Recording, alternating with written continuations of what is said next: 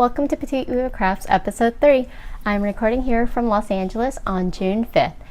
If you're a new listener, thank you for coming over. And if you're a returning listener, thank you so much for coming back.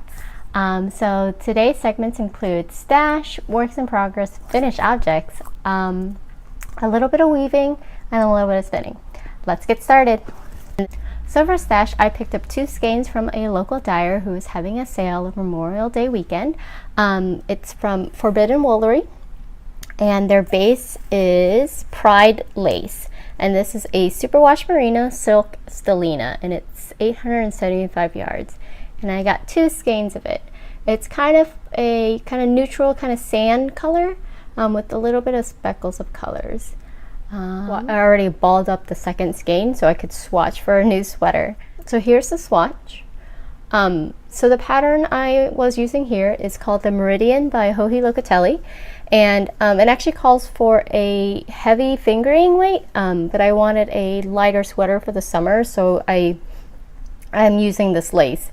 But to make sure that the pattern actually shows up on the needle size and the needle size and the gauge that is required, I swatched it up in pattern. And you see that it's lovely cable detail and some garter or 2-row garter ridges and then a seed stitch.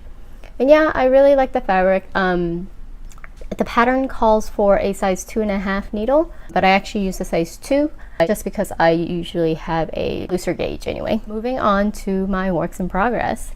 So here is the sweater in full size so far. Not very much progress yet. So the sweater is actually constructed in a very interesting manner. Normally you do sweaters either from the top going down and then you do the sleeves, or from the bottom going up and then you connect for sleeves.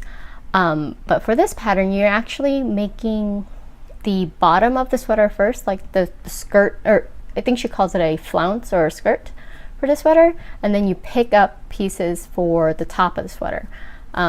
It's similarly built to the Hitofude Cardigan, if you haven't heard of that one. But the Hitofude Cardigan actually goes, you knit across the arms and the shoulders first, and then you knit down for the skirt. This one actually goes the opposite direction. But yeah, moving on. My Cozy Memories blanket didn't get too much love this week. I only added 2.5 squares since I saw you guys last. So I was working on this square when I left, and then I added 3 more, or 2.5 more. And this one right here is one of the Invictus yarns minis that I showed you in the first episode. Yeah, this yarn is super lovely to work with. I love how much bounce it has, and I probably will be ordering a full-size skein from them soon. This yarn is amazing. And up next, I only made a little bit of progress on my Heaven, Earth, and Sea shawl. It was a short week at work, and so I didn't get too much knitting on it. I only added about 6 rows, so I'm halfway through this lace repeat, and then I'll just have to add a border. So pretty close to the end. Here's a bigger shot of the shawl, and this pattern is by Heather Boyd. Then last but not least is my Cushman sweater. It's a CustomFit pattern by Amy Herzog. I finished the back and bound off. It's a lovely texture pattern. And when I left you guys last, I was at this marker here. So not too much done. It was a short week, like I said. I wanted to talk about how I keep track of all my works in progress. I use this application called Notability, and you can get it on iOS or Android, I believe. And when I purchased the application, I think it was only $3, but now it's actually $7.99. But I definitely think it's worth the cost of the application because I use it every day pretty much. And it actually allows you to sync up notes across all devices. Which is very helpful because sometimes I look up patterns on my iPad and sometimes I send it to my phone, which I have with me all the time anyway. So it really helps me while I knit on the go. So here I'm on my iPad. This is the application icon, Notability. And you can also sort your notes into categories. I have mine here sorted by craft. So here is the Crofthouse Hat. This is actually a free pattern. If you go to the Shetland Wool Week website, you can enter your email and they will send you the pattern for free. The great thing about this application is it allows you to upload any PDF pattern. Also, it allows you to highlight the PDFs.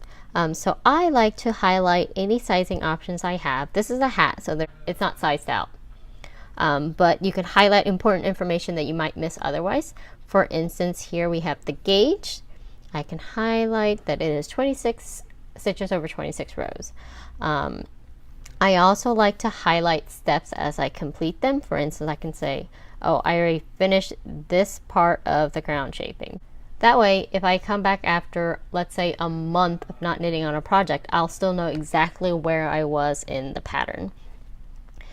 This is also really useful when working with lace or fair isle, because you can zoom in on the charts as well as highlight your progress row by row. And if you have to do multiple repeats of any pattern, you can also use the little pencil and make little tick marks to show how many repeats you've completed, or you can also take notes on what's been done. Yep, that's it for works in progress. Up next is finished objects. I only have one finished object this week. It is my textured pullover by Joji Locatelli. Yeah, I adore this. I completely love the way this sweater turned out. I haven't woven in any of the ends, but I'm not going to wear it anytime soon. It's like 85 degrees here in LA. So yeah, this is my new sweater. You can see the back shoulder short row shaping, which kind of lines up with the front. I really like it. It fits pretty well. There's no waist shaping, but it still seems to draw in where it should. And it's a long sleeve. It's a little bit long for me, but the garter striping helps kind of pull it up. And it sits right on my low hip. Yeah, overall, I really like the way it turned out. The pattern should be released sometime in September, and I'll make sure to link it once it does. On to weaving. So a few weeks ago, I showed you guys some of my BFL silk handspun that I finished. I actually got it warped. So if you're not familiar with weaving, there are yarns running vertically and there's yarns that are running horizontally. So I measured out the warp, and I'll insert like a little time lapse of how I do it here.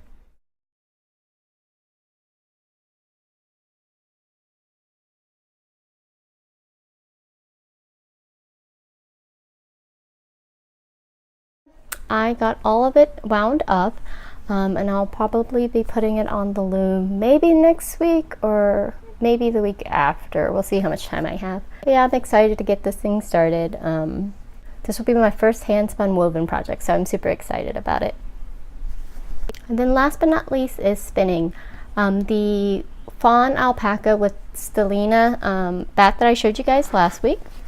And it has the rose gold stellina in it, which is super fun. I actually spun up that bat to see how it would look and decide whether or not I wanted to spin it for Tour de Fleece.